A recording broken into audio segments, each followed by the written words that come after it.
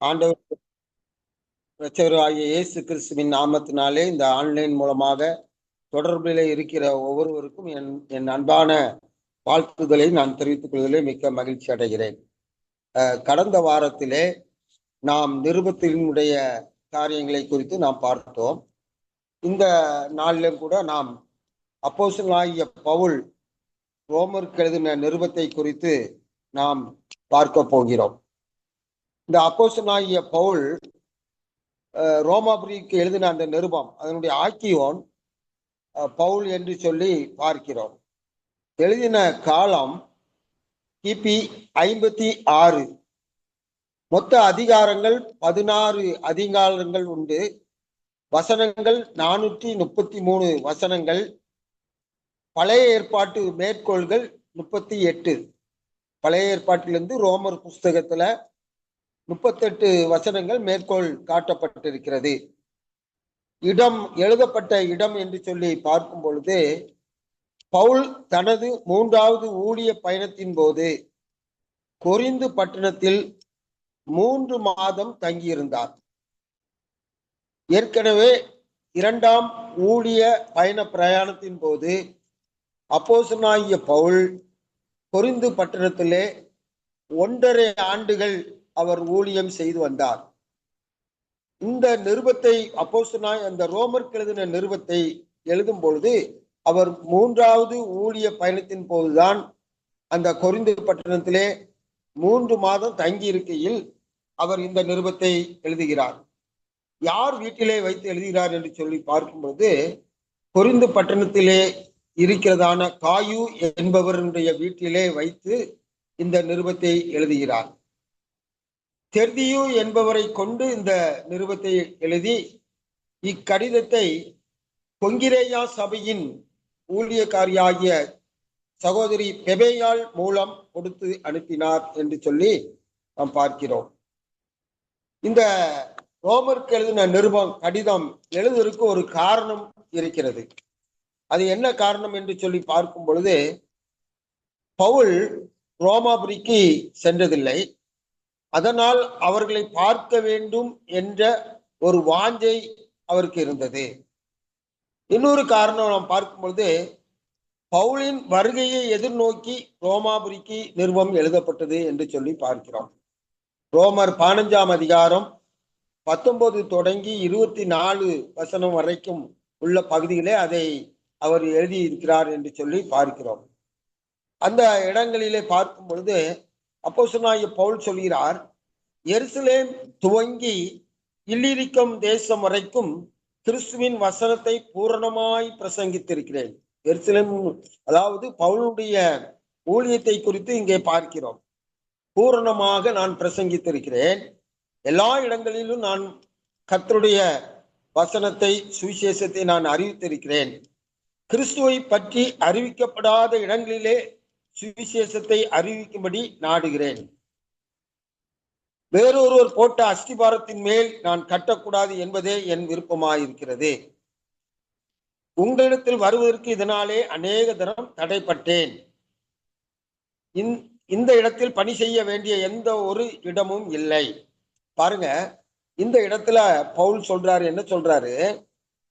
கிறிஸ்துவை பற்றி அறிவிக்கப்படாத இடங்களில் நான் சுவிசேஷத்தை அறிவிக்க நாடுகிறேன்.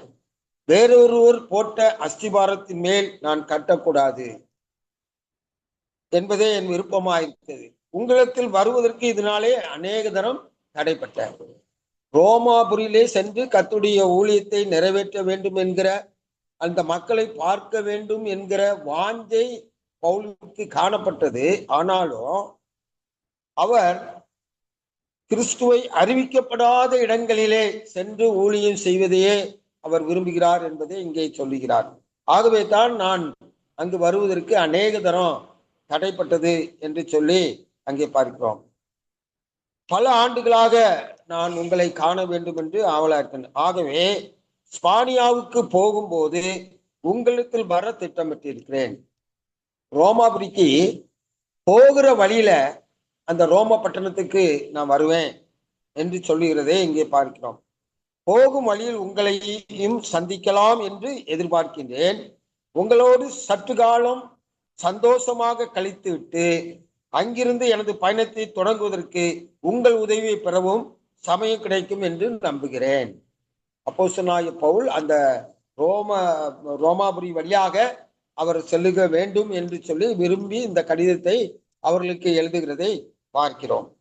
ரோமர் 1:10 அவர் அங்கே சொல்லுகிறதை பார்க்கிறோம். நீங்கள் சிறப்படுவதற்காக ஆவிக்குரிய சில வரங்களை உங்களுக்கு கொடுக்கும்படிக்கும் என்று சொல்லி இங்கே பார்க்கிறோம். இது வளர்ச்சிக்கான விசுவாசத்தை குறித்து பார்க்கிறோம். ஆவிக்குரிய வரம் என்று சொன்னால் இந்த இடத்திலே விசுவாசத்தினால் ஒருவரை ஒருவர் தேற்றுதலையும் பக்தி விருத்தி அடைய செய்துமே இது குறிக்கிறது. ஆகவே அப்போஸ்தலனாகிய பவுல் சொல்றார், நான் உங்களுக்கு வருவது உங்களுடைய விசுவாசத்திற்கும் என்னுடைய விசுவாசத்திற்கும் அது உதவியா இருக்கும். ஆகவே நான் அங்க வருவதை நான் விரும்புகிறேன் என்று சொல்லி அங்கே சொல்லுகிறதை பார்க்கிறோம். இந்த ரோமாபுரியில் உள்ள பரிசுத்தவான்கள் யார் என்று சொல்லி பார்க்கும் பொழுது அப்போஸ்தலனாகிய பவுல் அங்கே சென்று ஊழியை செய்யவில்லை. அப்போ அந்த சபை எப்படி உருவாயிற்று அப்படிங்கிறதை பார்க்கும் பொழுது விசுவாசத்தில் உறுதியாய் இருந்த புறஜாதியினரால் இந்த சபை உருவாக்கப்பட்டது. புறஜாதி மக்களால் இந்த சபை உருவாக்கப்பட்டது.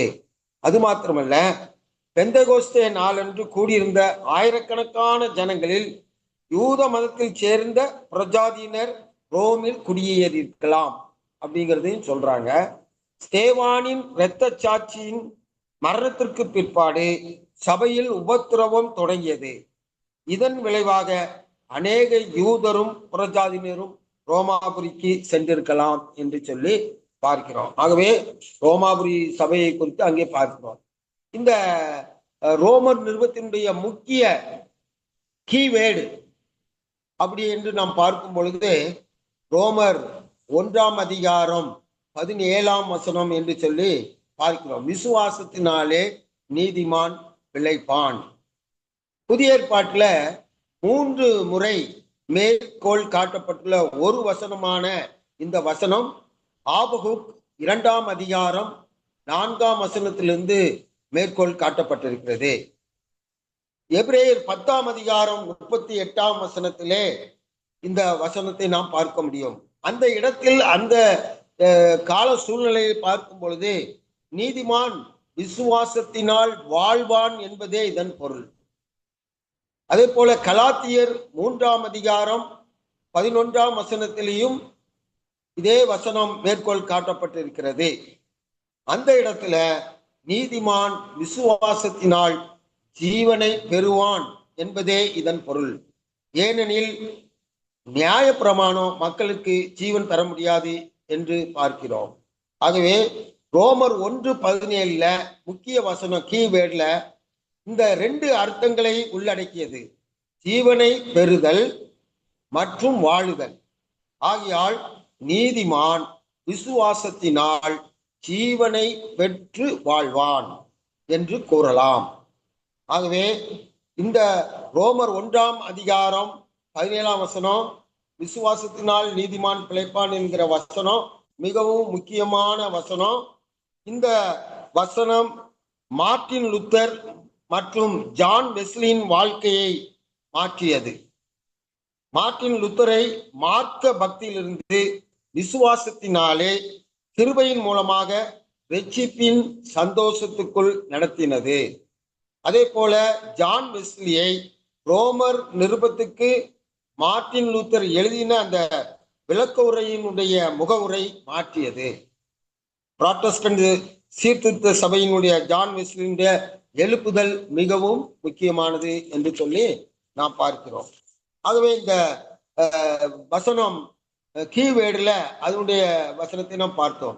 2வது பகுதியாக நாம் பார்க்கும் இந்த ரோமர்ல ஜீவனுக்கென்று நீதிப்படுத்தப்படுவதன் மூலம் எவ்வாறு ஜீவனை பெறுவது என்று நமக்கு கூறுகிறது. இது 2வது பகுதி, ரோமர் நிருபத்தினுடைய 2ஆம் பகுதி. 3ஆம் பகுதி நாம் எவ்வாறு வாழ்வது என்று நமக்கு கூறுகிறது. நாம் இந்த ஜீவனை பெற்றுவிட்ட பிறகு பிரதானமாக சரீர வாழ்க்கையை நடைமுறைப்படுத்துவதன் மூலம் நாம் அதை வாழ்ந்து காட்ட வேண்டும். ரோமர் அதிகாரம் 12 முதல் 16 வரை நம் வாழ்க்கையுடன் சம்பந்தப்பட்டுள்ளது.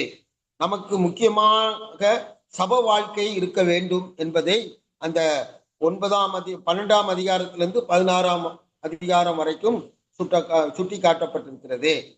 அப்போ முழு ரோமர் புத்தகமும் 3 காரியங்களை உள்ளடக்கியது. ஒன்று, நீதிமானாயிருத்தல் என்று, இரண்டாவது ஜீவனை பெறுதல், மூன்றாவது நடைமுறை கிறிஸ்தவ கடமைகள் நேர்த்தியாக வாழ்ந்து காட்டுதல். இதுதான் ரோமர் நிருபம் முழுவதுமாக இந்த 3ஐ உள்ளடக்கியதுதான் ரோமர் நிருபத்தின் முக்கியமான காரியம். கர்த்தருக்கு ஸ்தோத்திரம். நாம் எல்லாரும் நீதிப்படுத்தப்பட்டிருக்கிறோம். ரோமர் நிருபத்துல நிறைய இடங்களில் நம்ம பார்க்கிறோம். நம்ம எல்லாரும் நீதிப்படுத்தப்பட்டிருக்கிறோம். நாம் எல்லாரும் தெய்வீக ஜீவனை நாம் பெற்றிருக்கிறோம். இப்பொழுது நாம் இந்த ஜீவனை பிரதானமாக சரீரத்தில் உள்ளூர் சபையில் வாழ்ந்து காட்டுகிறோம். இதுவே நீதிமான் விசுவாசத்தினால் ஜீவனை பெற்று வாழ்வான் என்று அர்த்தம். ஆகவே இது ரோமர் 1ஆம் அதிகாரம் 17ஆம் வசனம், அந்த ரோமர் முழுவதும் நாம் பார்க்கிறோம். இந்த ரோமர் புஸ்தகத்துல தேவனுடைய சுவிசேஷம் அப்படிங்கிற கருப்பொருள் தான் முக்கியமான கருப்பொருள். சுவிசேஷம் என்றால் நற்செய்தி.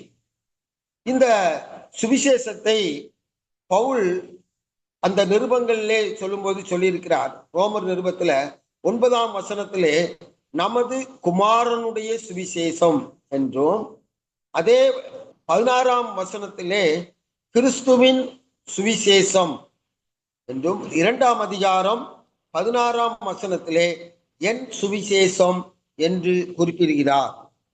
ஆகவே மத்தேயு, மார்க்கு, லூக்கா மற்றும் யோவான் புத்தகங்களாகிய 4 சுவிசேஷங்களில் உள்ள சுவிசேஷம் அவரது மரணம் மற்றும் உயிர்த்தெழுதலுக்கு முன்பு மாம்சத்தில் உள்ள கிறிஸ்துவை பற்றியது. ஆனால் இப்போ நாம படிக்கிற இந்த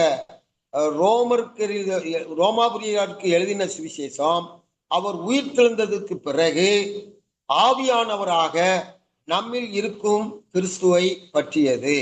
இந்த சுவிசேஷம் வேத வாக்கியங்களில் தீர்க்கதரிசி மூலம் தேவனால் வாக்குத்தத்தம் செய்யப்பட்டது. அது ரோமர் 1ஆம் அதிகாரம் 4ஆம் வசனத்திலே அந்த வசனம் சொல்லப்பட்டிருக்கிறது. தம்முடைய சுவிசேஷத்தை பற்றி வாக்குத்தத்தம் பண்ணினபடி கர்த்தராகிய இயேசு கிறிஸ்துவானவர். அப்போ சுவிசேஷம் என்பது வாக்குத்தத்தம் பண்ணப்பட்ட ஒன்று என்று சொல்லி அங்கே பார்க்கிறோம். ஏனென்று சொன்னால் நமக்கு ஆதியாகமம் 3ஆம் அதிகாரம் 15ஆம் வசனத்திலே அங்கேயே நமக்கு வாக்குத்தத்தம் கொடுக்கப்பட்டிருக்குது. இயேசு கிறிஸ்து இந்த உலகத்திற்கு வருவார் என்பதை அங்கே வாக்குத்தத்தமாக பார்க்கிறோம். அதே போல ஆதியாகமம் 12ஆம் அதிகாரம் 3ஆம் வசனத்திலே பார்க்கும்போது உன் சந்ததிக்குள் எல்லாரும் ஆசீர்வதிக்கப்படுவார்கள் என்று சொல்லி அங்கே சொல்லப்பட்டிருக்கிறது. கலாத்தியர்களை பார்க்கும்போது அந்த சந்ததி கிறிஸ்துவே என்று சொல்லி இருக்கிறது. ஆகவே இந்த சுவிசேஷம் வாக்குத்தத்தம் பண்ணப்பட்ட சுவிசேஷம். இது தேவனால் திட்டமிடப்பட்டு ஆயத்தமாக்கப்பட்டது. உலக தோற்றத்திற்கு முன்பாகவே நாம் தெரிந்து கொண்டோம். அதே போலதான் இந்த சுவிசேஷமும் நமக்கு வாக்குத்தத்தம் பண்ணப்பட்ட சுவிசேஷம் என்று சொல்லி நாம இங்கே பார்க்கிறோம். இன்றைக்கு பார்க்கக்கூடிய இந்த 3 அதிகாரங்களை குறித்து நாம் பார்க்க போகிறோம். இந்த 3 அதிகாரங்கள்ல பவுல் ரட்சிப்பை குறித்து அவர்களுக்கு எடுத்து கூறுகிறதை நாம் பார்க்க முடியும். புதிய ரட்சிப்பு என்கிற தலைப்பிலே அப்போஸ்தலனாகிய பவுல் அங்கே அவர்களுக்கு சுட்டி காட்டுகிறார். முதலாவது அந்த ரோமாபுரிய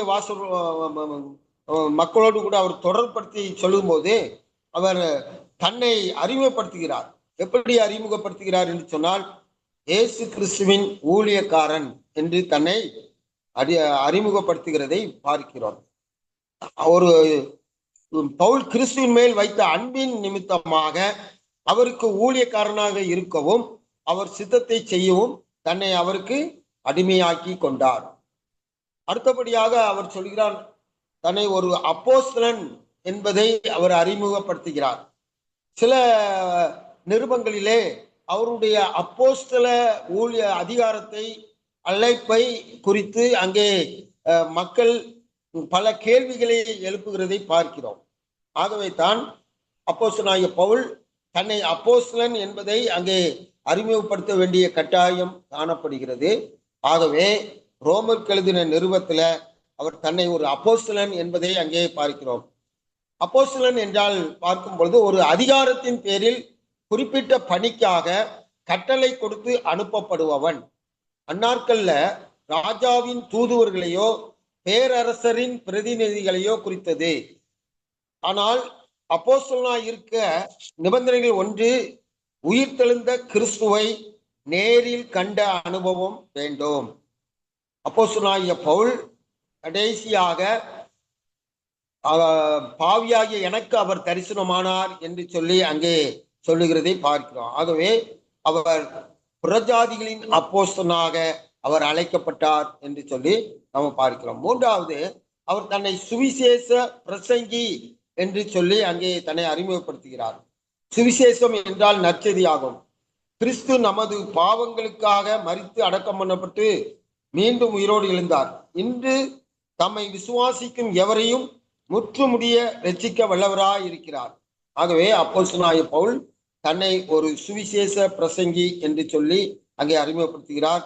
நாலாவது பார்க்கும் பொழுது புறஜாதிகளின் மிஷனரி என்று சொல்லி அங்கே தன்னை அறிமுகப்படுத்துகிறார். ஆகவே அவர் முதலாவது இந்த நிருபத்தை எழுதும் போது தன்னை அறிமுகப்படுத்துகிறார். அடுத்தபடியாக நம்ம பார்க்கும் பொழுது கர்த்தராகிய இயேசு கிறிஸ்துவே சுவிசேஷத்தின் மையமாக இருக்கிறார். சுவிசேஷம் மைய பொருள். அந்த சுவிசேஷத்தின் மையமாக இயேசு கிறிஸ்து இருக்கிறார் என்பதை நாம் அறிந்து கொள்ள வேண்டும். ஏனென்று சொன்னால் அந்த 1ஆம் அதிகாரம் 5ஆம் வசனத்திலே மாம்சத்தின்படி தாவீதின் சந்ததியில் பிறந்தவரும், அப்போ இயேசு கிறிஸ்து மாம்சத்தின்படி தாவீதின் சந்ததியில் பிறந்தார். இது அவருடைய மனித சுபாவம் அல்லது அவரது மனுஷீகத்தை அங்கே நமக்கு குறிக்கிறது. தேவனை மனுஷீகத்தினுக்குள் கொண்டு வந்தார் என்று சொல்லி அங்கே பார்க்கிறோம். 1 தீமோத்தேயு 3ஆம் அதிகாரம் 16ஆம் வசனத்திலே தேவன் மாம்சத்தில் வெளிப்பட்டார் என்று சொல்லி பார்க்கிறோம். அதே போல யோவான் 1ஆம் அதிகாரம் 18ஆம் வசனத்திலேயும் நாம் பார்க்க முடியும். எபிரேயர் 2ஆம் அதிகாரம் 14, 15 வசனங்களிலே இந்த காரியங்களை நாம் பார்க்க முடியும். மத்தேயு 1ஆம் அதிகாரம் 1ஆம் வசனத்திலிருந்து 17ஆம் வசனம் வரைக்கும் பார்க்கும்போது அங்கே 14 தலைமுறைகளை பார்க்கும் பொழுது அங்கே தாவீதின் குமாரனாக இயேசு கிறிஸ்து அங்கே அறிமுகப்படுத்தப்படுகிறதையும் பார்க்கிறோம். லூக்கா 1ஆம் அதிகாரம் 32ஆம் வசனத்திலே அவர் தாவீதின் சிங்காசனத்தை உடையவராக இருக்கிறார் என்று சொல்லி பார்க்கிறோம். ஆகவே இயேசு கிறிஸ்து தாவீதின் சந்ததியில் பிறந்தவர் என்பதை அங்கே பவுல் ரோமாபுரியருக்கு எழுதுகிறார். அடுத்தபடியாக அதிலே பார்க்கிறோம், தேவனுடைய சுதன் என்று மரித்தோரிலிருந்து உயிர்த்தெழுந்ததினால் பலமாய் ரூபிக்கப்பட்ட தேவகுமாரனுமாய் இருக்கிறார் என்று சொல்லி பார்க்கிறோம். அவர் உயிர்த்தெழுந்ததினாலே அவர் தேவகுமாரன் ஆனார். இது மனிதனை தெய்வீகத்திற்குள் கொண்டு சென்றது. மீட்பின் வேலையை நிறைவேற்ற கிறிஸ்து இந்த உலகத்தில் வந்தார். பின் அவர் உயிர்த்தெழுந்ததினால அவர் ஜீவனானார் எல்லாருக்கும் என்று சொல்லி பார்க்கிறோம். ஆகவே 2 குறிப்புகள் அங்கே பார்க்கிறோம். அதற்கு பிற்பாடு அங்கே ரோமர் 1ஆம் அதிகாரத்திலே பார்க்கும்போது அப்போஸ்தலனாகிய பவுல் 3 தெரிந்த நான் என்ற காரியங்களை அங்கே எழுதி வைத்திருக்கிறார். ஒன்று, நான் சுவிசேஷத்தை அறிவிக்க கடனாளியாய் இருக்கிறேன். 14ஆம் வசனத்துல கிரேக்கருக்கும் மற்ற அந்நியர்களுக்கும் ஞானிகளுக்கும் மூடருக்கும் நான் கடனாளியாய் இருக்கிறேன். அப்போ சுவிசேஷத்தை அறிவிக்க வேண்டிய கடமை எனக்கு இருக்கிறது என்பதை அங்கே சொல்லுகிறதை பார்க்கிறோம். ஏனென்று சொன்னால் எந்த சுவிசேஷத்திற்கு அப்போஸ்தலனாகிய பவுல் எதிர்ப்பாய் இருந்தாரோ அந்த சுவிசேஷத்தையே அறிவிக்கும்படியாக கர்த்தர் அப்போஸ்தலனாகிய பவுலை தெரிந்து கொண்டார். ஆகவே இது என்மேல் விழுந்த கடமை, புறஜாதிகளுக்கும் மூடர்களுக்கும் கிரேக்கர்களுக்கும் ஞானிகளுக்கும் என்று சொல்லுகிறதை பார்க்கிறோம். அதே இதுல 16ஆம் வசனத்திலே பார்க்கும் பொழுது கிறிஸ்துவின் சுவிசேஷத்தை குறித்து பார்க்கிறோம். என்னால் இயன்ற மட்டும் சுவிசேஷத்தை பிரசங்கிக்க விரும்புகிறேன் என்று சொல்லி அங்கே சொல்லுகிறதை பார்க்கிறோம். என்னால் இயன்ற மட்டும். அப்போஸ்தலனாகிய பவுலுடைய பிரயாணங்கள் நமக்கு தெரியும். பல தேசங்களுக்கு, மாகாணங்களுக்கு அவர் பிரயாணம் செய்தார்.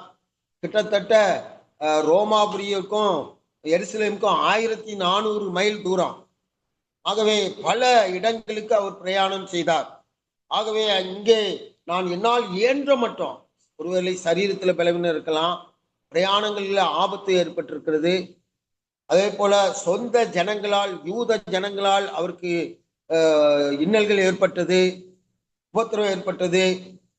ஆனாலும் என்னால் இயன்ற மட்டும் நான் சுவிசேஷத்தை பிரசங்கிக்க ஆயத்தமாயிருக்கிறேன் என்கிறதை அங்கே தெரிவுபடுத்துகிறதை பார்க்கிறோம். மூன்றாவது பார்க்கிறோம், அங்கே கிறிஸ்துவின் சுவிசேஷத்தை குறித்து நான் வெட்கப்படேன் என்று சொல்லி அங்கே பார்க்கிறோம். இது சுவிசேஷத்தை அவர் மேன்மை பாராட்டுகிறார். சுவிசேஷத்தை குறித்து நான் மேன்மை பாராட்டினேன், அதை குறித்து நான் வெட்கப்படவில்லை என்று சொல்லி அங்கே சொல்லுகிறதை பார்க்கிறோம். லூக்கா 9ஆம் அதிகாரத்துல 26ஆம் வசனத்துல என்னை குறித்தும் என் வார்த்தையின் குறித்தும் யார் வெட்கப்படாமல் அறிவிக்கிறார்களோ அவர்களை என் பிதாவுக்கு முன்பாக நானும் வெட்கப்படாமல் அறிவிப்பேன் என்று சொல்லி அந்த வசனம் சொல்லுகிறது. ஆகவே இங்கே சுவிசேஷத்தை அப்போஸ்தலனாகிய பவுல் அறிவிக்க வெட்கப்படவில்லை. ஏனென்று சொன்னால், ரோமாபுரிக்கு சுவிசேஷத்தை கொண்டு செல்ல வேண்டும் என்று சொன்னால், ரோமருடைய ஆட்சிக்கு உட்பட்ட இடத்து பாலஸ்தீனம் அங்கே இருக்கிறது. ஒரு பெருமை மிக்க மாநகரம் தான் ரோமா இது. ஆனால் ரோம பேரரசினால் கைப்பற்றப்பட்ட சிறிய நாடுகளில் ஒன்றான யூத நாட்டின் தலைநகரம் எருசலேமிலிருந்து தான் இந்த சுவிசேஷம் போகிறது. ஆகவே நான் வெட்கப்படேன் என்று சொல்லி அங்கே சொல்லுகிறதை பார்க்கிறோம். ஆகவே இந்த கிறிஸ்துவின் சுவிசேஷம் அப்படிங்கிறது ரொம்ப முக்கியமான ஒன்று என்று சொல்லி பார்க்கிறோம். தேவனுடைய சுவிசேஷம் இது தேவனிடத்திலிருந்து வந்தது, அவருடைய குமாரனை பற்றியது. ஆகவே இந்த சுவிசேஷம் மிகவும் முக்கியமாக இருக்கிறது. அந்த சுவிசேஷத்தை குறித்து அங்கே சொல்லப்பட்டிருக்கும் போது இது தேவ பலனாய் இருக்கிறது என்று சொல்லி பார்க்கிறோம். சுவிசேஷம் ஏன் வல்லமை உள்ளது? இது தேவ பலனாய் இருக்கிறது. ஏன் மேன்மையானது? இது தேவ பலனாய் இருக்கிறது. சுவிசேஷத்தின் வல்லமை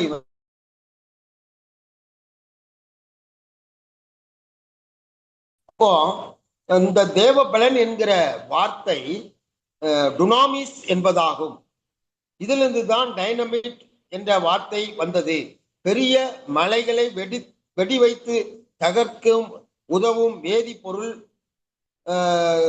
இதை குறிக்கிறது. அதே போலதான் சுவிசேஷமானது பாவிகளை பாவத்தின் தண்டனையிலிருந்தும் பாவத்தின் வல்லமையிலிருந்தும் மீட்டெடுத்தது. இதுதான் ரட்சிப்பு, இதுதான் மீட்பு என்பது, இதுதான் விடுதலை ஆகும். ஆகவே இது தேவ பலனாய் இருக்கிறது என்று சொல்லி அப்போஸ்தலனாகிய பவுல் சொல்லுகிறதை பார்க்கிறோம். அதே போல அடுத்த பார்க்கும்போது இந்த சுவிசேஷம் தேவ நீதியை வெளிப்படுத்துகிறது. பழைய ஏற்பாட்டுல நீதியானது கிரியைகள் மூலம் வந்தது. புதிய ஏற்பாட்டுல தேவன் நீதியானது கிறிஸ்துவின் மீது கொள்ளும் விசுவாசத்தினாலே பெற முடியும். ஆகவே தான் சுவிசேஷம் தேவ நீதியை வெளிப்படுத்துகிறது. பாவத்திற்கு பரிகாரம் செலுத்தப்படாத வரைக்கும் எந்த மனிதனும் பாவத்திலிருந்து வெற்றிப்படைய முடியாது. இப்போ தேவன் பரிசுத்தமானவர். பாவமானது என்ன செய்யப்பட வேண்டும்? தண்டிக்கப்பட வேண்டும், அல்லது பாவம் நீக்கப்பட வேண்டும். அப்போ பாவத்துக்கான பரிகாரம் ரொம்ப அவசியம். அது கிறிஸ்துவின் மரணத்தின் மூலம் செலுத்தப்பட்டதினால் தேவன் திருப்தியாக்கப்பட்டார் என்று சொல்லி பார்க்கிறோம். ஆகவே கிறிஸ்துவின் மரணத்தின் மூலம் பாவத்தை தண்டித்ததினால் தேவன் தமது நீதியை வெளிப்படுத்தினார் என்று சொல்லி பார்க்கிறோம். ஆகவே இப்பொழுது நாம் பார்த்த இந்த வசனத்திலே சுவிசேஷம்தான் கருப்பொருள். சுவிசேஷம் இயேசு கிறிஸ்துவை மையமாக கொண்டது. அந்த சுவிசேஷத்தை குறித்து அறிவிக்க நான் கடனாளியா இருக்கிறேன். நான் அறிக்க விரும்புகிறேன். அது மாத்திரமல்ல, நான் வெறுக்கப்பட மாட்டேன். இது தேவ பலனாயிருக்கிறது, இது தேவ நீதியை வெளிப்படுத்துகிறது என்பதை அங்கே சொல்லுகிறதை பார்க்கிறேன். இது அப்போஸ்தலனாகிய பவுல் 1ஆம் அதிகாரத்திலே முதல் பகுதியிலே அவர் அங்கே சொல்லுகிறதை பார்க்கிறோம். 2வது பகுதியிலே அங்கே பார்க்கும்போது நீதிமானாய் இருத்தல் அப்படிங்கிற தலைப்புல 1ஆம் அதிகாரம் 18ஆம் வசனம் தொடங்கி பார்க்கிறோம். இந்த இடத்துல ரட்சிப்பின் அவசியம் என்ன என்ன எல்லா மக்களும் பாவிகளே, எல்லாருக்கும் இயேசு கிறிஸ்து அவசியம். அதைத்தான் இந்த 3 அதிகாரங்களிலே அப்போஸ்தலனாகிய பவுல் அவர்களுக்கு தெளிவுபடுத்துகிறார். அவர் புறஜாதியா இருந்தாலும் சரி, அவர்கள் யூதரானா இருந்தாலும் சரி, எல்லா மனுஷரும் பாவிகள் தான். அவர்களுக்கு ஒரு இரட்சகர் தேவை, ரட்சிப்பு அவசியம் என்பதை குறித்து அங்கே தெளிவுபடுத்துகிறதை பார்க்கிறோம். அதற்கு அடிப்படையாக முதலாவது அவர் என்ன கருத்தை வைக்கிறார் என்று சொல்லி பார்க்கும் பொழுது, புறஜாதிகள் பாவம் செய்தார்கள். புறஜாதி மக்கள் பாவம் செய்தனர். எப்படி பாவம் செய்தார்கள் என்பதை குறித்து அங்கே சொல்லப்பட்டிருக்குது. சத்தியத்தை அநீதியில் அடக்கி வைப்பதாகும். 1ஆம் அதிகாரத்திலே அங்கே பார்க்கும்போது சத்தியத்தை அநியாயத்தினாலே அடக்கி வைக்கிற மனுஷருடைய, அப்போ சத்தியத்தை அநீதியில் அடக்கி வைப்பதாகும். சத்தியம் என்பது இந்த இடத்துல எந்த ஒரு உபதேசத்தை குறிக்கவில்லை, அறிவோ அல்ல. சத்தியம் என்பது நிஜமாகும். பிரதான நிஜம் கடவுள். கடவுள் நிஜமானவர். மனிதன் தேவன் அறிகின்ற அறிவில் ஆரம்பித்தவன் சத்தியத்தை விட்டு விலகி தேவனை என்ன செய்தான்? நிராகரித்தான். அநியாயத்தினால் அடக்கி வைத்தல் என்பது மனிதர்கள் தேவனை பற்றிய சத்தியத்தை அறிந்த போதும் அது தங்கள் வாழ்வில் கிரியை செய்ய அனுமதிக்கவில்லை என்று பொருள்படும். அப்போ சத்தியத்தை அவர்கள் அறிந்து வைத்திருக்கிறார்கள். அந்த அறிந்த சத்தியம் தங்கள் வாழ்க்கையில் கிரியை செய்ய அவர்கள் அனுமதிக்கவில்லை. அதுதான் சத்தியத்தை அநீதியில் அடக்கி வைப்பதாகும். அப்போ சத்தியம் தங்கள் பாவத்தை குறித்து கண்டித்து உணர்த்தாது இருக்கும் பொருட்டு தங்கள் மனம் போல வாழ வசதியாக சத்தியத்தை அடக்கி வைத்தனர். அப்போ இன்றைக்கு மக்கள் பார்க்கிறோம், நிறைய மக்கள் இதே இந்த வசனத்தின்படிதான் சத்தியத்தை அநீதியில் அடக்கி வைத்திருக்கிறதை நாம் பார்க்க முடியும். ஏனென்று சொன்னால், அவர்கள் சத்தியம் தங்கள் பாவத்தை குறித்து அவர்களை கண்டித்து உணர்த்தாதபடி தங்கள் மனம் போன போக்கிலே இன்றைக்கு வாழ்ந்து கொண்டிருக்கிறார்கள். இதன் விளைவு என்ன? சத்தியத்தை நிராகரித்தினார், சத்தியத்தை பொய்யாக மாற்றினார்கள் என்று சொல்லி அந்த வசனத்திலே அப்போஸ்தலனாகிய பவுல் சொல்லுகிறதை பார்க்கிறோம். 2வது குறிப்பு பார்க்கும்போது, தேவனை அறியும் அறிவை பற்றி கொண்டிருத்தல் அவர்களுக்கு விருப்பமில்லை. தேவன் இருக்கிறார் என்று அவர்களுக்கு தெரியும், தேவன் ஒருவர் இருக்கிறார். ஆனால் நாங்கள் அவரை விசுவாசிக்க விரும்பவில்லை என்று அவர்கள் கூறுகிறார்கள். ஆகவே தேவனை அறியும் அறிவை பற்றி கொண்டிருத்தல் அவர்களுக்கு விருப்பமில்லை. 2வது புறஜாதி மக்களுடைய 2வது காரியம். 3வது, தேவனை மகிமைப்படுத்தாமலும் நன்றி செலுத்தாமலும் இருந்தனர். 3வது காரியம், புறஜாதி மக்கள் என்ன செய்கிறார்கள்? தேவனை மகிமைப்படுத்தாமலும் தேவனுக்கு நன்றி செலுத்தாமலும் தேவனை ஆராதிக்காமலும் தேவனை சேவிக்காமலும் அவர்கள் இருக்கிறதை அங்கே பார்க்கிறோம். 4வது காரியம், தேவனை பரிமாற்றம் செய்தனர். 1ஆம் அதிகாரம் 23, 25 நாம் பார்க்கும்போது அவர்கள் தேவனை பரிமாற்றம் செய்தனர். என்ன என்று பார்க்கும்போது, தேவனுடைய மகிமையை அழிவுள்ள மனுஷர்கள் முதற்கொண்டு ஊரும் பிராணிகள் வரை மாற்றிவிட்டனர்.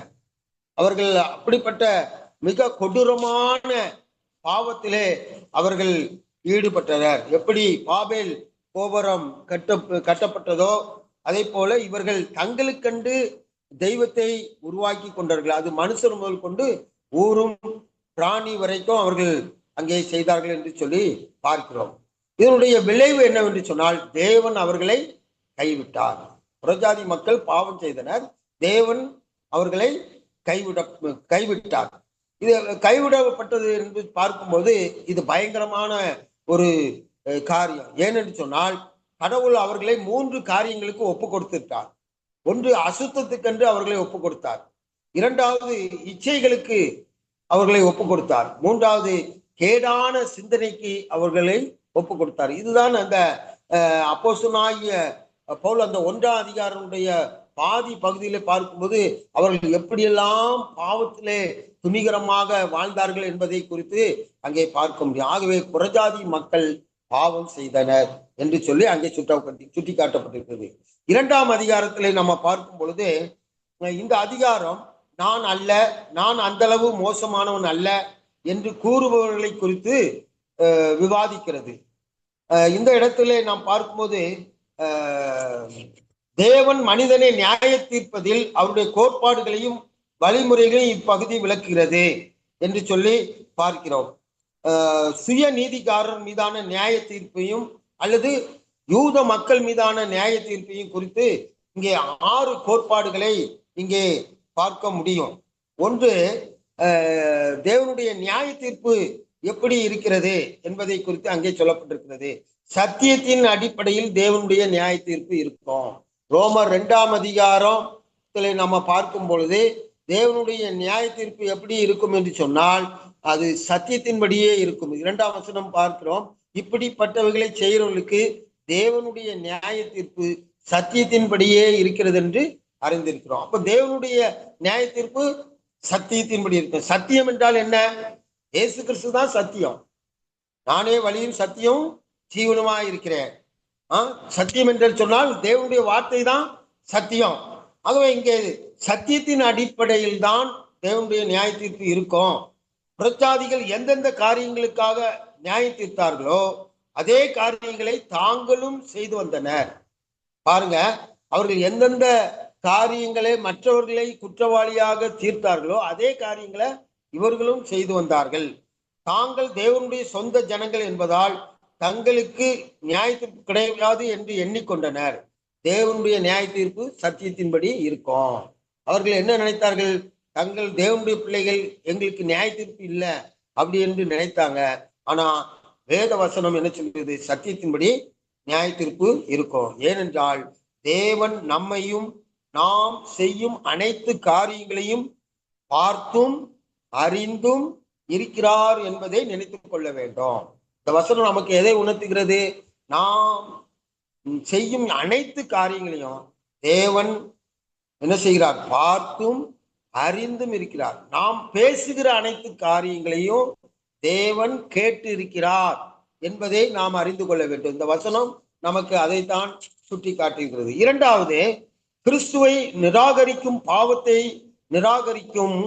பாவத்தை நேசிக்கும், சத்தியத்தை வெறுக்கும் மனிதர்கள் மேல் தேவனுடைய நியாய தீர்ப்பு வரும் என்று சொல்லி பார்க்கிறோம். 5ஆம் வசனத்திலே பார்க்கிறோம்.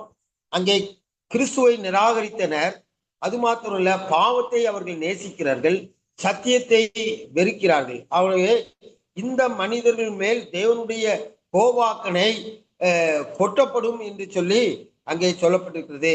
பாவம் செய்யும் மனிதன் தேவனுடைய நியாய தீர்ப்பிலிருந்து தப்பித்துக் கொள்ளலாம் என்று நினைப்பது தவறு. அனைவரும் மனம் திரும்பும்படி தேவனுடைய தயவு ஐஸ்வர்யம் அனைவருக்கும் காண்பிக்கப்படுகிறது என்று சொல்லி அங்கே பார்க்கிறோம். 3வது பார்க்கிறோம், செயல்களின் அடிப்படையில் தேவனுடைய நியாய தீர்ப்பு.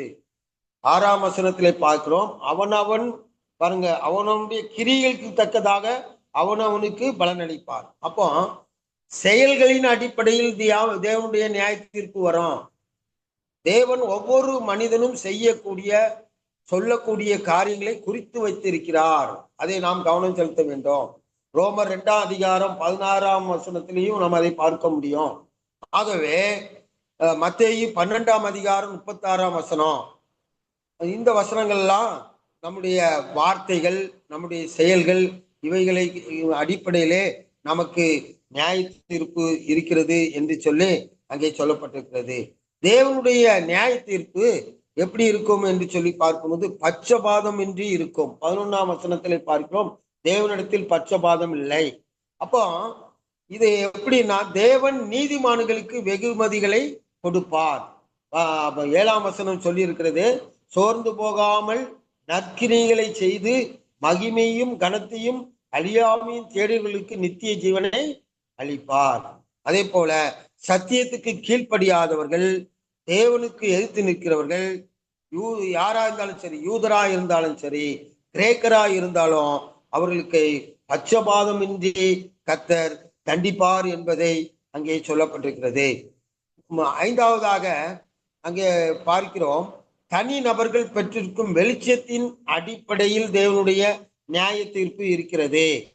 அதாவது தனிநபர் பெற்றிருக்கும் வெளிச்சத்தின் அடிப்படை அப்படி என்று சொல்லி பார்க்கும்போது, யூதர்களுக்கு நியாய பிரமாணத்தை பெற்றிருக்கிறார்கள். புறஜாதிகள் தங்களுக்கு மனசாட்சி வைக்கப்பட்டிருக்கிறது. ஆகவே இதான் தனிநபர் பெற்றிருக்கும் வெளிச்சம் என்று சொல்லி பார்க்கிறோம். இந்த அடிப்படையில் நியாய பிரமாணத்தை பெற்றவர்கள் நியாய பிரமாணத்தின்படி அவர்கள் நியாயந்தீர்க்கப்படுவார்கள். மனசாட்சிக்கு விரோதமாக செய்கிறவர்கள் அதன் அடிப்படையிலே அவர்கள் நியாயம் தீர்க்கப்படுவார்கள் என்பதை அங்கே சொல்லப்பட்டிருக்கிறது. 6வது நாம் பார்க்கும்போது, மனிதனின் ரகசியத்தின் அடிப்படையில் தேவனுடைய நியாய தீர்ப்பு இருக்கும். அதை இங்கே பார்க்கிறோம். என் சுவிசேஷத்தின்படியே 16ஆம் வசனத்துல, என் சுவிசேஷத்தின்படியே தேவன் இயேசு கிறிஸ்துவை கொண்டு மனுஷனுடைய அந்தரங்களை குறித்து நியாய தீர்ப்பு கொடுக்கும் நாளிலே இது விளங்கும்.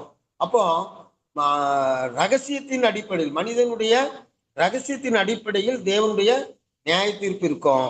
என் சுவிசேஷத்தின்படி என்று சொல்லி பார்க்கும்போது, சுவிசேஷத்தின் ஒரு பகுதி நியாய தீர்ப்பை உறுதிப்படுத்துகிறது என்பதை நாம் அறிந்து கொள்ள வேண்டும். நியாய தீர்ப்பவர் யார் என்று சொன்னால் இயேசு கிறிஸ்து தான் நியாய தீர்க்கிறவர் என்று சொல்லி இந்த வசனம் சொல்லுகிறது. அடுத்தபடியாக பார்க்கும்போது, யூத மதத்தினர் மீதான நியாய தீர்ப்பு. முதலாவது நம்ம பார்த்தோம், புறஜாதி மக்கள் மேல் நியாய தீர்ப்பு. அந்த நியாய தீர்ப்பு எப்படி இருக்கும் அப்படின்னு சொல்லி பார்த்தோம். இங்கே யூத மதத்தினர் மீது நியாய தீர்ப்பு.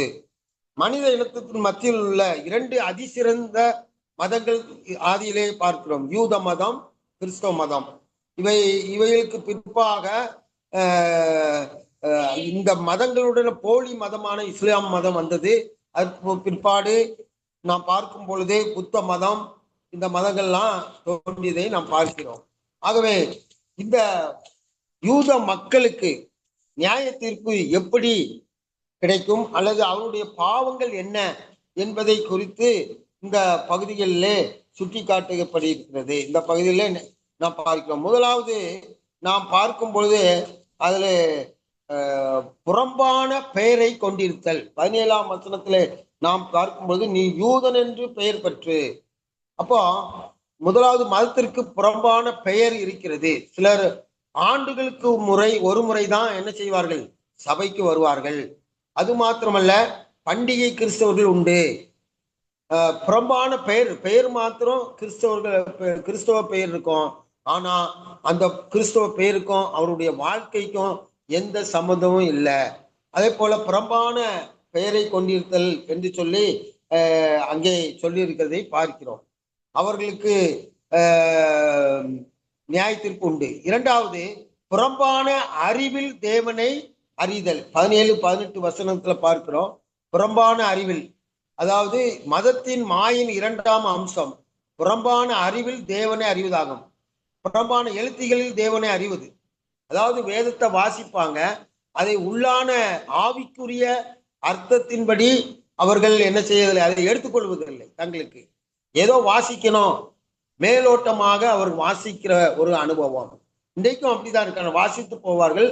அது தங்கள் வாழ்க்கைக்கு அது எடுத்துக்கொள்வது இல்லை.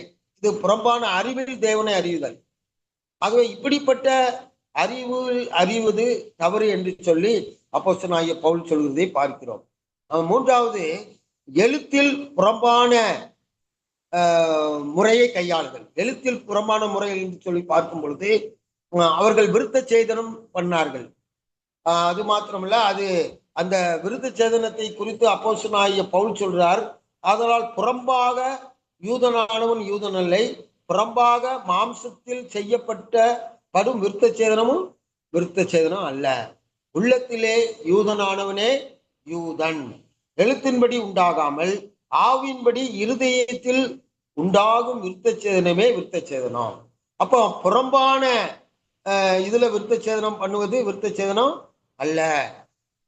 ஆனா உள்ளான ஆவிக்குரிய இருதயத்துல விருத்த சேதனம் பண்ணணும். அதே போலதான் எழுத்தில் புறம்பான முறையாய் கையாளுதல். எழுதிக்கப்பட்டிருக்கத அவங்க கடைபிடிக்கிறாங்க, ஆனா தங்கள் வாழ்க்கை அனுபவத்துல அது இல்லை. அதை சுட்டி காட்டுகிறதை பார்க்கிறோம். நான்காவதாக ஆவியில் உள்ளார்ந்த நிஜம் இல்லாதிருத்தல். அவங்களுக்கு உள்ளார்ந்த நிஜம் இல்லை. என்ன என்று சொன்னால், நம்ம கடந்த வசனத்துல சொன்னது போல விருத்த சேதனத்தை போல இன்றைக்கு நாம் ஞான ஸ்நானத்தை நாம எழுத்தின்படியாக நாம் ஞான ஸ்நானம் எடுக்கக்கூடாது. நாம் ஞான ஸ்நானம் எடுத்த பிறகு புதிய ஜீவன் உள்ளவர்களாக நாம் நடந்து கொள்ள வேண்டும் என்று சொல்லி ரோமர் 6ஆம் அதிகாரம் 3ஆம் வசனம் நமக்கு சொல்லப்பட்டிருக்கிறது. ஆகவே நாம் ஆவியில் அதை நாம் எடுத்துக்கொள்ள வேண்டும். எந்த இது நம்ம திருவிருந்தை எடுத்தாலும் அந்த திருவிருந்தை எடுக்கும்போது நாம் எப்படி எடுத்துக்கொள்ள வேண்டும்? நாம் திருவிருந்து சாக்கிரமந்தா இருந்தாலும் அதை நாம் கடைமுறையாக மாதம் ஒரு முறை எடுக்க வேண்டும் என்று இல்லாமல் அதை நாம் எப்படி எடுக்க வேண்டும் என்பது நமக்கு 1 கொரிந்தியர் 11ஆம் அதிகாரத்தில் சொல்லப்பட்டிருக்கிறது. ஆகவே நாம் அதை நாம் கடைபிடிக்க வேண்டும். நம்முடைய ஆவிக்குரிய அனுபவத்தின்படி நாம் அதை உள்ளார்ந்து நாம் எடுக்க வேண்டும். அதைத்தான் அந்த சொல்லுது, ஆவியில் உள்ளார்ந்த நிஜம் இருக்க வேண்டும் என்று சொல்லி அப்போஸ்தலனாகிய பவுல் சொல்கிறதை பார்க்கிறோம். புறம்பான நீதியில் வேத வாக்கியங்களை கொண்டிருத்தல். சில பேர் வேத வாக்கியங்களை எதுக்கு வச்சிருப்பாங்க? அது ஒரு மூட பழக்கம் புத்தகம். படுத்து தூங்கும் போது அவங்களுக்கு எங்க இருக்கணும்?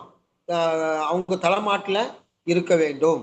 அதே போல அவர்கள் எங்கேயாவது அவசரமா பெறப்பட்டு போகும்போது வேகமாக புரட்டி அதை படித்து விட்டு வேகமாக கலந்து சொல்வார்கள்.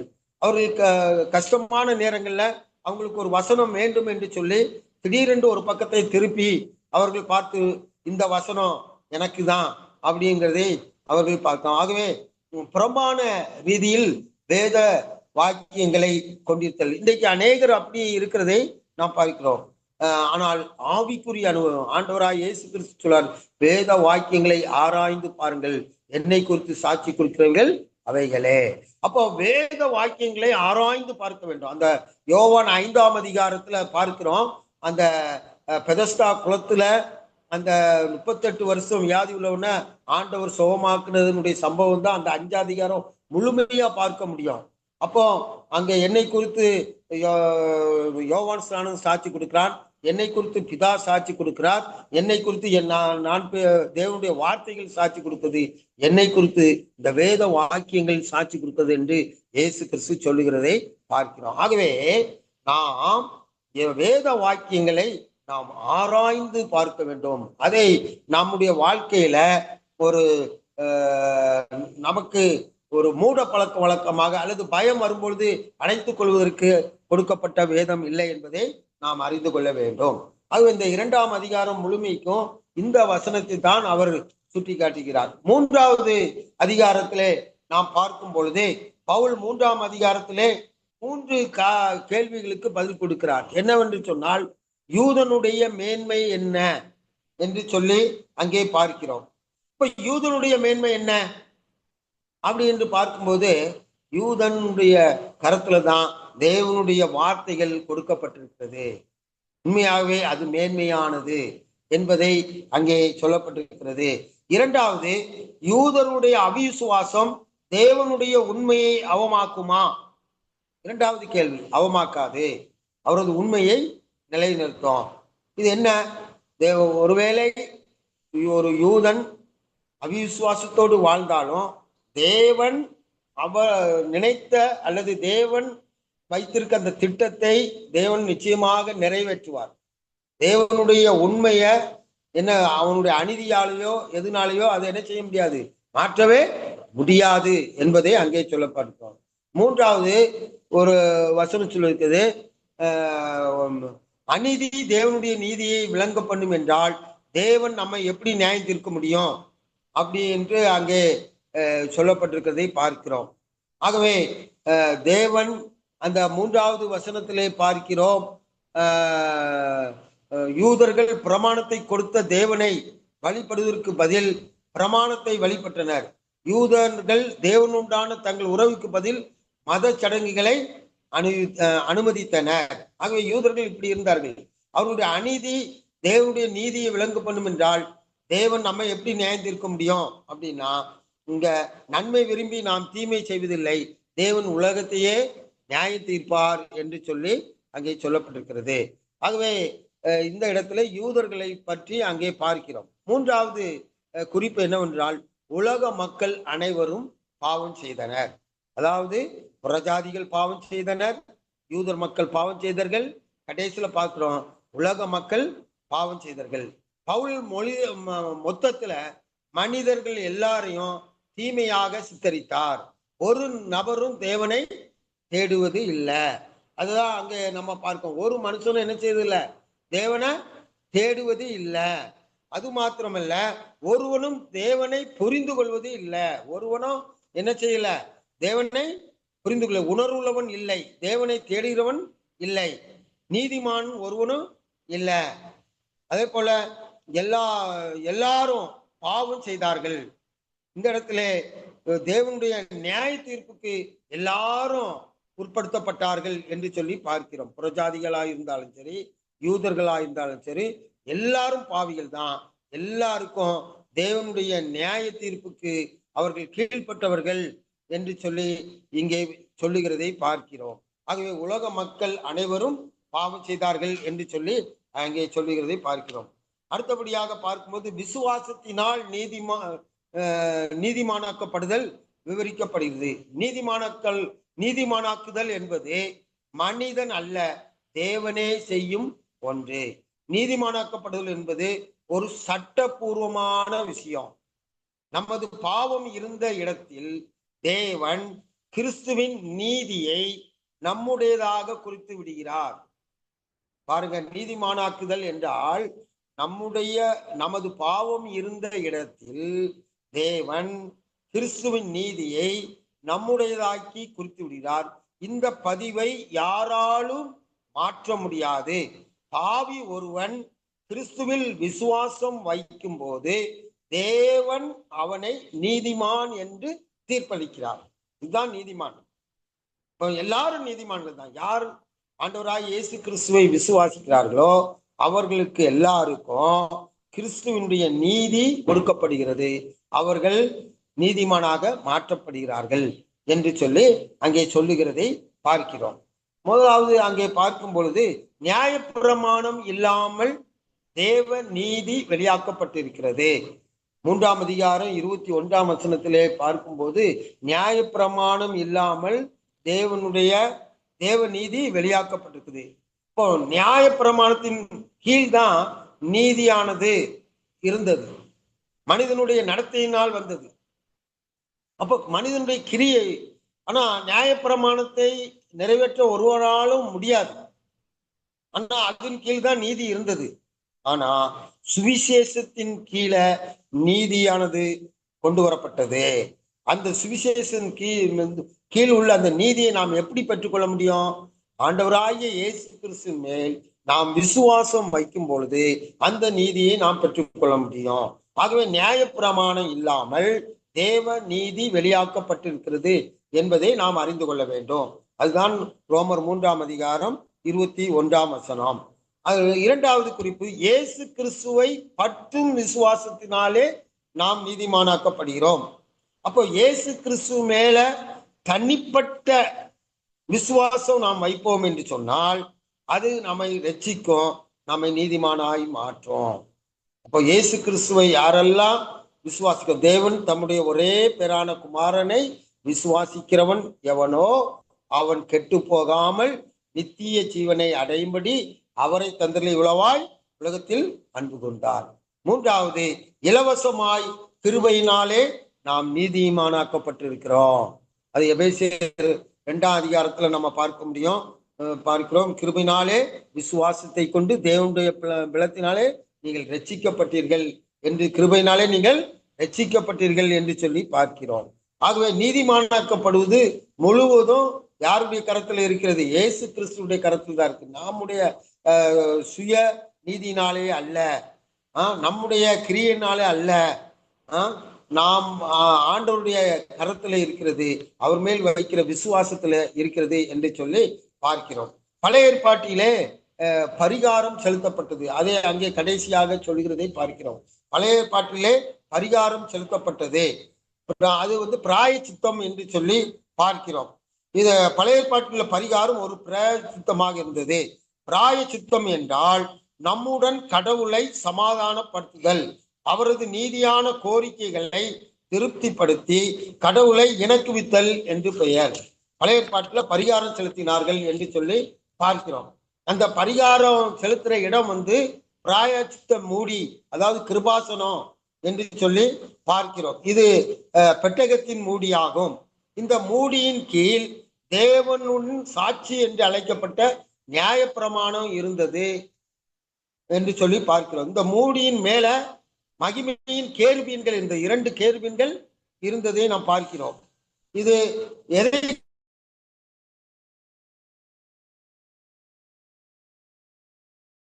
நியாயப்பிரமாணம்?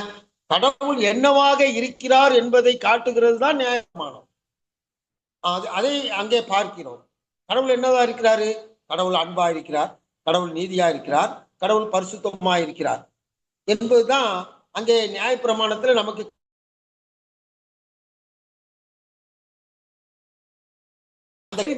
எதை காட்டுகிறது என்று சொன்னால் கடவுளுடைய மகிமையை அங்கே காட்டுகிறது என்று சொல்லி பார்க்கிறோம். ஆகவே இந்த பரிகாரம் செலுத்தப்படும் பொழுது அவர்கள் எங்கே செல்ல வேண்டும்? அங்கே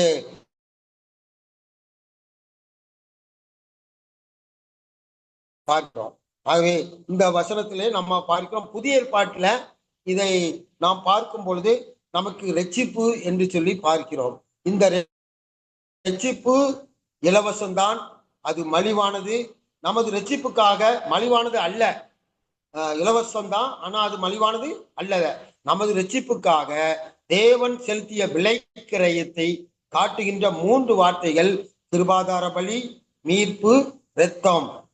மாநில ரீதியில் சொல்ல போனால் கிருபாதார பலி. அந்த 3ஆம் அதிகாரத்துல நம்ம கடைசி பகுதிகளில் பார்க்கும் பொழுது அங்கே கிருபாதார பலி என்று சொல்லி பார்க்கிறோம். வேதத்துல 3 இடங்கள்ல கிருபாதார பலியை குறித்து பார்க்கிறோம். 1 யோவான் 2ஆம் அதிகாரம் 2ஆம் வசனத்திலும் 4ஆம் அதிகாரத்திலும் பார்க்கிறோம். ஆகவே அந்த கிருபாதார பலி ஏன் செலுத்தப்படுகிறது என்று சொல்லி பார்த்தால், கிறிஸ்து தம்மிடத்தில் வரக்கூடிய எவரையும் தேவன் மன்னிக்க வேண்டும் என்று சொன்னால் அவருடைய பரிசுத்தமான அந்த பிரமாணத்தை அவர் என்ன செய்ய வேண்டும் என்று சொன்னால் நாம திருப்திப்படுத்த வேண்டும். எதன் மூலமாக? ஆண்டவராகிய அதாவது இரத்தத்தின் மூலமாக. ஆகவே அந்த கிருபாதார பலி சாந்தப்படுத்துதல் என்று சொன்னால் அதற்கு என்ன செலுத்த வேண்டும்? இரத்தம் செலுத்தப்பட வேண்டும், விலைக்கிரையும் செலுத்தப்பட வேண்டும். அதுதான் மீட்பு என்று சொல்லி புதிய ஏற்பாட்டிலே பார்க்கிறோம். இதை பழைய ஏற்பாட்டில லேவியராகவும் 16ஆம் அதிகாரத்திலே நாம் பார்க்கும் பொழுது அங்கே நீங்கள் 16ஆம் அதிகாரத்துல வாசித்து பாருங்கள். அங்கே 2 ஆடுகள் கொண்டு வரப்படும், வெள்ளாட்டு கடாக்கள். ஒன்றை அவர்கள் பலி செலுத்துவார்கள், ஒன்றை போக்காடாக அவர்கள் விட்டு விடுவார்கள். அது எதற்கு அடையாளமாக? கிறிஸ்து ஒரு நாள் அந்த தன்னையே பலியாக செலுத்துவார் என்று சொல்லி அடையாளமாக.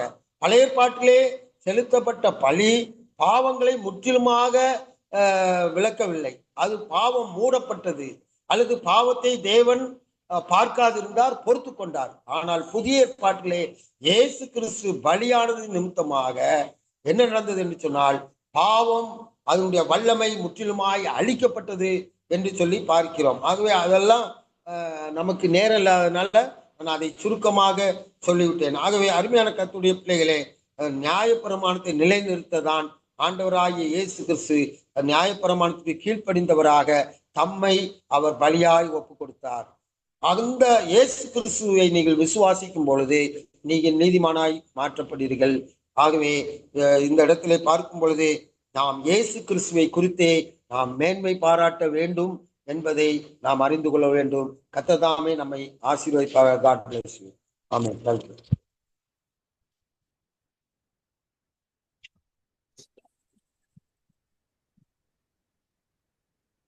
அண்ணா தேங்க்யூ அண்ணா.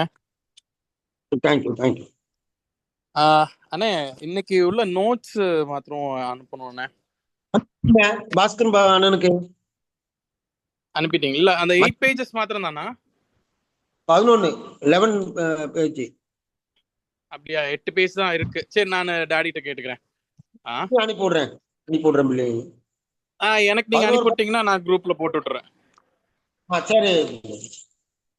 ஓகே ஓகே ஓகே, தேங்க்யூ அண்ணா. ஸோ எனி டவுட் யாரும் எதுவும் கேட்கணுமா ஸ்டூடெண்ட்ஸ்?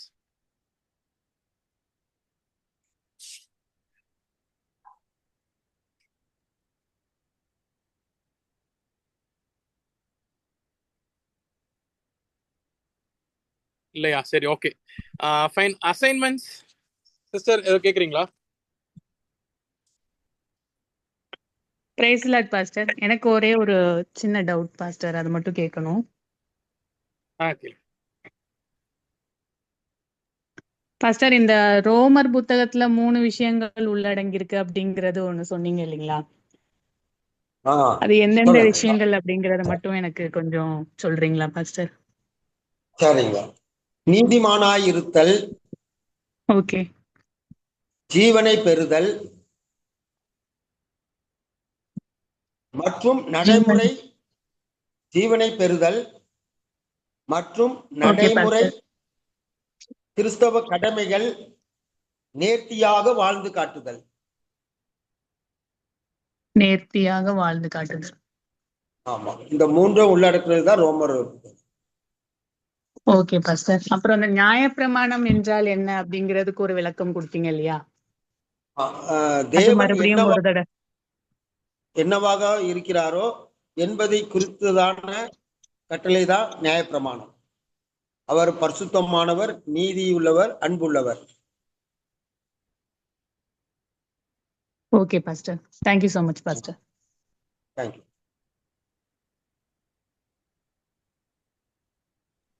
வேற யாரும்?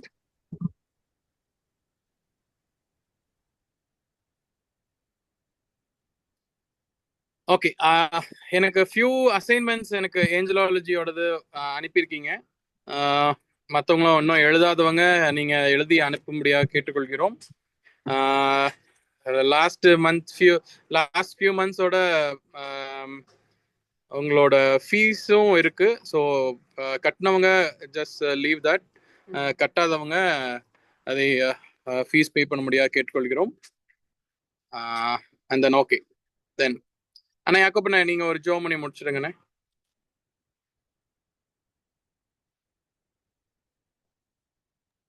அன்பின் பரலோக பிதாவே, இந்த ஆசீர்வதிக்கப்பட்ட இரவு வேளைக்காக நன்றியத்தோடு துதிக்கிறோம் அப்பா. ஆண்டவரே, இந்த நாளிலே இந்த ஆன்லைன் மூலமாக வேதத்தை கற்றுக்கொள்கிற ஒவ்வொருவரையும் உங்களுடைய கருத்திலே நாங்கள் ஒப்பு கொடுக்கிறோம் அப்பா. கத்தாவே, வேத வசனங்கள் கத்தாவே, ஸ்தோத்திரம் கத்தாவே, அவர்களுக்கு புரிந்து கொள்ளத்தக்கதாக கத்தர் உதவி செய்யுங்க கத்தாவே. ஒவ்வொருவரையும் நீங்க ஆசீர்வதிங்க. இதை கற்றுக்கொண்ட ஒவ்வொருவரும் கத்தாவே அநேகருக்கு கற்றுக் கொடுக்கத்தக்கதாக விசேஷித்த கிருபைகளை நீர் கொடுக்க முடியாது செபிக்கிறோம். அவர்களை ஆசீர்வதியும், நல்ல சரீர சுகத்தையும் பலத்தையும் கொடுங்க, பாதுகாத்துக் கொள்ளுங்க. எல்லாவற்றையும் உங்களுடைய கரத்திலே ஒப்பு கொடுக்கிறோம். இயேசு கிறிஸ்துவின் நாமத்தில் ஜெபிக்கிறோம் நல்ல பரலோக பிதாவே. ஆமென் ஆமென். Thank you அண்ணே. Thank you all. Thank you pastor. Thank you pastor. Thank you.